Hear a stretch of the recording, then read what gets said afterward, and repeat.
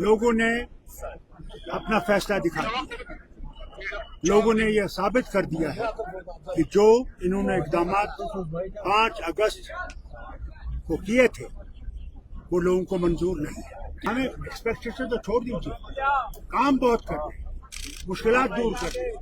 यहाँ पे जो बेकारी है उस बेकारी को दूर करना है, बेरोजगारी को दूर करना है, यहाँ पे जो महंगाई है उसकी तरफ देखना है, जो ड्रग मैनेस है जो इस रास्ते को खा रहा है उस ड्रग मैनेस को खत्म करना है।